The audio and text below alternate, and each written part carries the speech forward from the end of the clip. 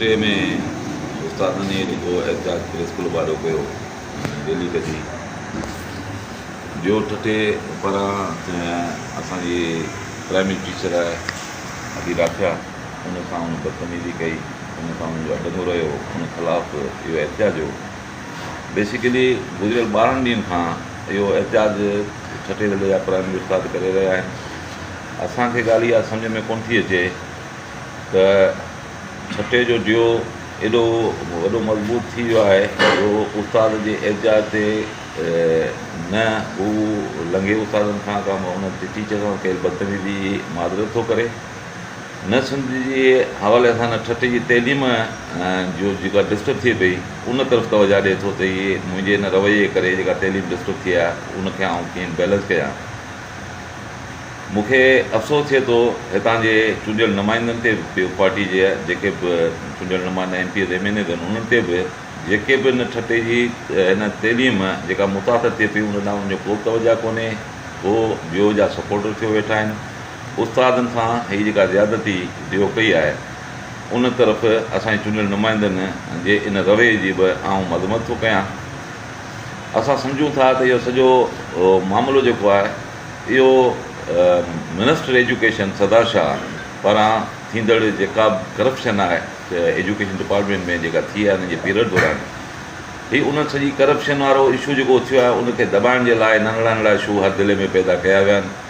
ऑफिसरनि पारां त जीअं मां उस्ताद उतां जो पंहिंजे लोकली मसइलनि में फाथो पियो हुजे ऐं मिनिस्टर जी थींदड़ करप्शन तरफ़ उनजो ध्यानु न हुजे। अफ़सोस सां तव्हांखे ॿुधायो त असां पेट्रोल मर्कज़ पारां मिनिस्टर एजुकेशन जे ख़िलाफ़ु जीअं एहतियात जो असां सॾु ॾिनो आहे जीअं पूरी सिंध में नंढा नंढा इशू हथ वठी पैदा कया विया आहिनि ऐं इहे सभु मिनिस्टर एजुकेशन जे चवण ते असां सम्झूं था त कया विया आहिनि।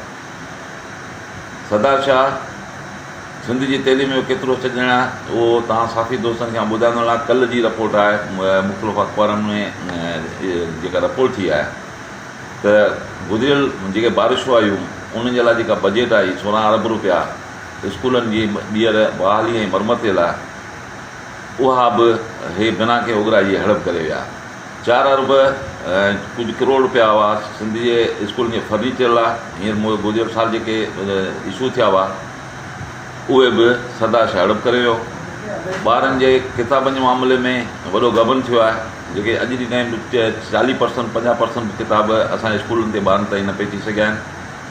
उहो बि सरदार शाह हड़प करे विया। असीं घुड़ा कयूं था त बाबा स्कूलनि जी हालत सुधारियो ॿारनि खे किताब ॾियो ॿारनि खे बेंच ॾियो वेहण जे लाइ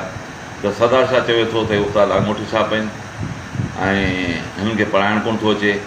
माना असां जेकॾहिं तइलीम जी बहितरी ॻाल्हि कयूं त सरदार शाह उस्तादनि ते आङुर खणे थो। संदसि हिन रवैये जे ख़िलाफ़ु पेट्रोल पारां तहरीक जो ऐलान कयो आहे मर्कज़ पारां सॼी सिंध में अॼु सॼी सभिनी स्कूलनि में उस्तादनि कारियूं कपियूं ॿधियूं आहिनि ऐं उन ख़िलाफ़ु एहतिजाज हिन खां पोइ 2 ॾींहंनि खां पोइ कंहिंखे हेडक्वाटर में मुज़ाहिरा आहिनि उन्हनि खां पोइ ज़िले में मुज़ाहिरा आहिनि। हाणे इहा असांजी तहरीक हलंदड़ आहे। इन दौरान हीउ छठे एॾो सारो इशू थियो आहे। ऐं हिकु दफ़ो ॿीहर तव्हांजे चूंडियल नुमाइंदनि खे गुज़ारिश थो कयां त इन बदमस्त ॾियो खे लॻाम ॾियो इनखे हटायो ऐं असांजी जेका नियाणी आहे उहा भेण जेका असांजी उन सां जेका बदतमीज़ी कई आहे ॾियो उनजी माफ़ी वठे न त इहा तहरीक छठे जी ताईं ख़ाली महदूद कोन थींदी। इन तहरीक खे असां मर्कज़ी छठे जे इन इशू खे असां मर्कज़ी जेकी तहरीक हले पई सिंध में जेका तहरीक हले पई उन में असां इन खे शामिलु कंदासूं ऐं पोइ इहो ॾियो निज़ाम कोई वॾी शइ कान्हे त उनखे हटाइण जी कहाणी हुजे। असां चऊं था त उस्ताद जी ते नफ़्सबाल हुजे असीं चऊं था त उस्ताद खे इज़त ॾियो असीं चऊं था त सिंधी तइलीम खे बहितर कयो पर हितां जो कामूरो हितां जो सियासतदान हितां जो वॾेरो इहो कतई कोन थो चाहे। उन्हनि ते वरी संदनि वॾा जेके आहिनि उन्हनि जो आशीर्वाद आहे। असीं सम्झूं था त पीपल पार्टी गवर्नमेंट सिंध जी तइलीम खे जेका सरकारी तइलीम आहे उनखे तबाह करण जे चकर में आहे। उहो नथी चाहे त सिंध जा ॿार पढ़नि उहा नथी चाहे त सिंध जे मज़दूर हेठी तबिके जो माण्हू छो त सरकारी स्कूल में ॿारु जेको पढ़े थो उहो मज़दूर जो ॿारु आहे उहो नंढे दुकानदार जो ॿारु आहे उहो हेठी तबिके ग़रीब मिसकिन माण्हू जो ॿारु आहे। हिन MPs MNAs जा ॿार पढ़नि ई कोन था जो उन्हनि खे सिंध जे उन्हनि सरकारी स्कूलनि जी का लाचारी हुजे। तो